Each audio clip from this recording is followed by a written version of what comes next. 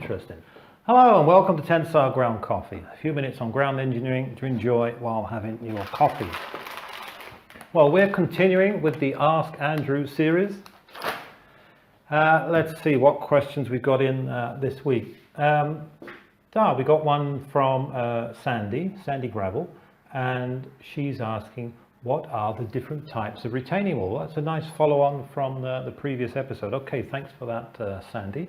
Let's go straight over to the flip chart, Brian, and let's see what the different types of retaining wall are. Now, if you'll remember, last time we looked at what a retaining wall is and how it works. Now we're going to look at the different types and how they work. So if you remember, we have a ground surface up here, and then we want to create a vertical cut or slope, and then we have a lower level down here. So the retaining wall needs to support horizontal pressures in the soil to prevent collapse of that material. So there are different ways that retaining walls do that. Let's look at the most basic, but also very common, which is a gravity wall. As the name suggests, it's a big mass of some kind, usually masonry or concrete or anything heavy and hard wearing that you can construct. Depending on the type of soil, you'll probably need to cut back a bit on the slope in order to construct it and then backfill. But when it's constructed, the soil applies a horizontal pressure to the wall, and from its own mass it won't move. You've got enough weight there so you have friction on the base, so it won't slide forward, it won't overturn, and the material is strong enough not to break inside it as well. So that is the gravity wall. Advantages: it's easy, cheap to construct, can look quite nice if made from masonry or given a nice facing. Disadvantages are there's a restriction on height. You can go up to about maybe 4 meters, something like that, around that area. Any more and then the wall has to become so big that it takes up too much space. It already takes up quite a bit of space, but you can't go any higher for that reason.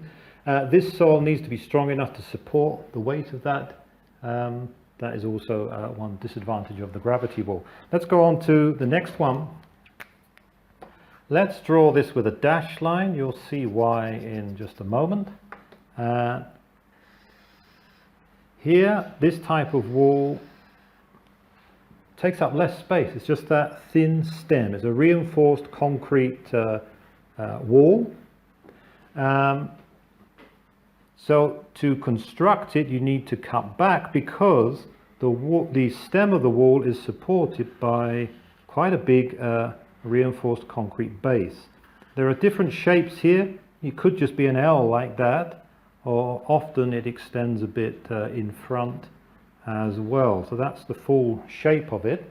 So when you construct it, you need to cut the slope back to here if there is an existing slope. Then you backfill in here, and that creates your ground surface there. And then you have your ground level, could be here or a bit higher, in front of the wall like that. So the horizontal pressure from the soil is resisted by, instead of self-weight, it's actually resisted like a piece of structure. It's a cantilever. So it's a reinforced concrete cantilever. If the soil pushes forward like that, it resists it by bending, but of course it needs to be supported at its root in rotation. So that's what the long base is for. That resists the bending moment at the root of the stem through the self-weight of the soil. So it's quite clever, the design, in that way. The same soil that applies the horizontal pressure is also applying its vertical weight on the base to prevent rotation. There's also some bearing resistance, particularly at the front of the wall from the soil here. That also helps to stop rotation. So advantages of this type is it doesn't take up much space. It's much thinner than the gravity wall, but you need quite a lot of space for construction. You need to come right back here. But when it's finished, if you were standing here, all you see is just that face there And just if you're up here, you just see a thin little stem. So it's quite neat, doesn't take up much space, but you don't see what's really happening in the wall and how it's working because you can't see all this base under here. So, so it's pretty good against overturning because of the weight of the soil. So it's acting in a similar way to the gravity wall. It is a bit more prone to sliding failure because there's not as much mass as there is with the gravity wall.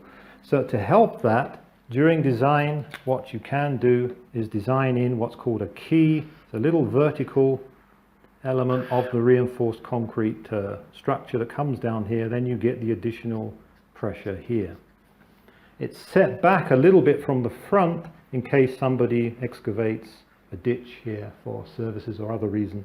So that's why we set it back a bit. So you're not going to lose that resistance there.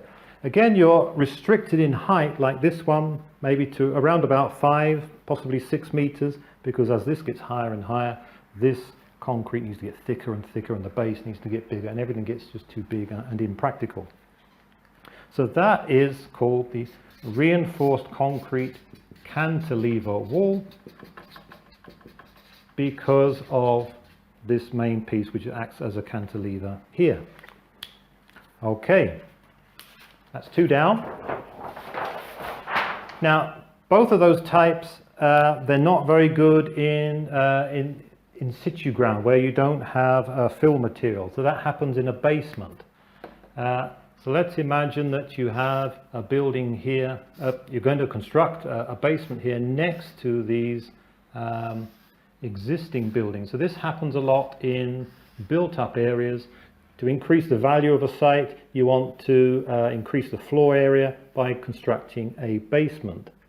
You want to go as far as possible to the site boundary to maximize the value of the site. How are you going to get a retaining wall in here before you excavate?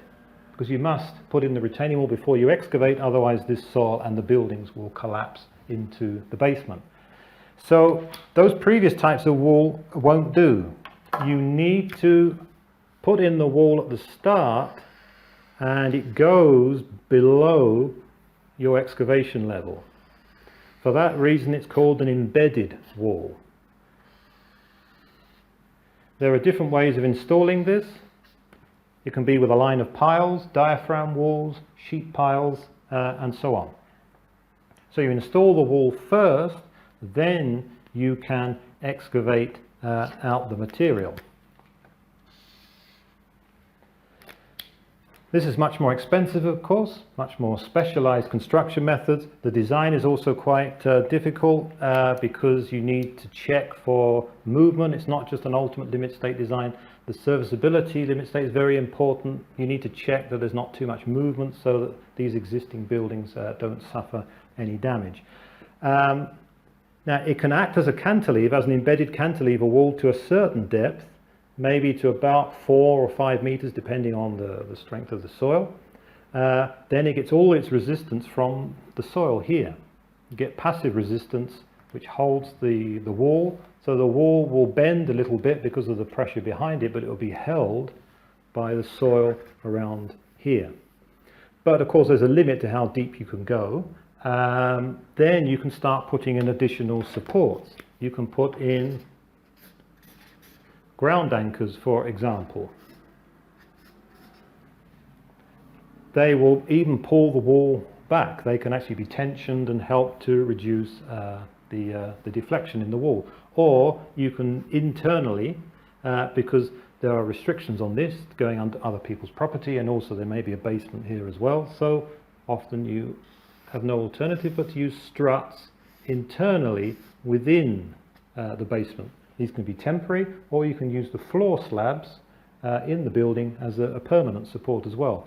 So once you add these additional supports, then there isn't really any limit on the depth that you can go. You can achieve most basements that you want to by this method, by adding additional supports as you go down. So this type of wall is called embedded, and it's either supported or it's a cantilever type of wall. It's very expensive. But in situations like this, it really pays for itself because of the extra floor space that you can create. Okay, that's 3 types of walls. There is a 4th one, a reinforced soil wall. That's something that Tensar supplies and can do designs for. I'll only cover this briefly. I'd rather do a whole session on this, a whole episode, to hopefully somebody ask about a reinforced soil wall soon. This is where you have quite a thin wall, just like the reinforced concrete one, but we will talk about that later. But you have reinforcement going back in this soil like that. Quite economical and easy to construct solution. That will take a long time to write down reinforced soil wall. Reinforced soil wall, often abbreviated to RSW. Okay, so maybe we'll cover that in a future episode. So that's a quick overview of the types of retaining wall. I hope that's answered your question, Sandy. That's all for this episode of Tensar Ground Coffee. Thanks for watching and see you next time.